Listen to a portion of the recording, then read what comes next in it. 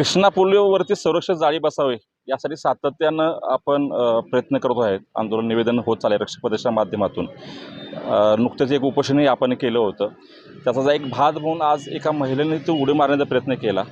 नशीब आज चांगलं होतं की तिथं आपले मित्र फिरोजभाई आणि दीपक दादा हे होते. त्यांनी त्याच्यात वाचवलं. वाचवून तिला रिक्षात घेऊन ते हॉस्पिटलमध्ये घेऊन आले.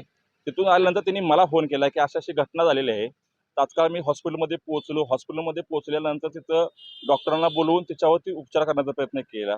जास्त घाबरलेले होते आणि जे काय म्हणतो ना की कौटुंबिक वाद जे काय असेल त्या सगळ्या नैराश्यातून त्यांनी प्रयत्न केला. तिथं त्यांना समजवण्याचाही आम्ही प्रयत्न केला. त्यांच्या घरच्यांनाही तिथं बोलवलं आम्ही आणि थोडं तिथं स्टेबल झाल्यानंतर डॉक्टरांच्या सल्ल्यानं डिस्चार्ज झाला.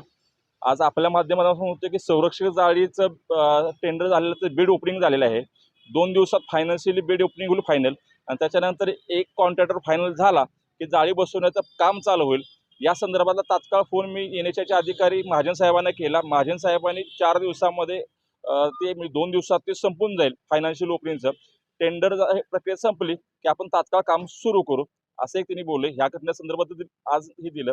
माननीय दराडे साहेबांना पण ह्याची कल्पना दिली. जे शहरचे PI साहेब आहेत त्यांनीही या बाबतीत तात्काळ महाजन साहेबांना फोन करून त्यांनाही सांगितले आहे. तर जाळी बसली पाहिजे पण मानसिकता बदलली पाहिजे. आपल्या माध्यमातून एकच आवाहन करू की उडी मारून जीवन संपवतो हा काही पर्याय नाही आहे.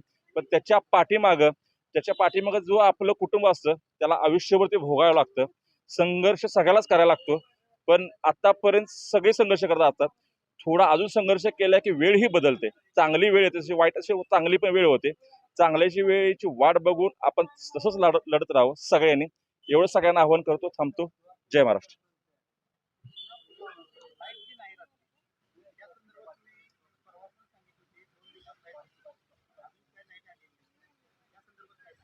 उपोषणाच्या संदर्भात माननीय नगराध्यक्ष राजनसिंह यादव होते. त्यांच्यासमोर त्यांचं म्हणलं की नगरपालिका हद्दीमध्ये त्या संदर्भातली एक नगराध्यक्ष बैठक बोलणार होते. पण काही कारणास्तव ती बैठक राहिलेली आहे. आम्ही आज नगराध्यक्षांनी विनंती करतोय. पण तिथल्या NHAच्या अधिकाऱ्यांनी फोन केला की त्याचं मीटर खराब झालेलं आहे. MSCBने दिलेलं आहे. त्याला सांगितलं की तू MSCB जा पटकन ते मीटर दुरुस्त करून. राहिला त्याचा बिलाचा प्रश्न होता 3.5 लाख रुपये. तर तात्काळ नगराध्यक्षांच्या केबिनमध्ये त्याची एक बैठक MSCB अधिकारी असतील की NHA त्यांनाही आम्ही बोलवून तो प्रश्न तात्काळ मिटावा. या संदर्भात 1-2 दिवसात तो संपून जाईल एवढा प्रयत्न करू.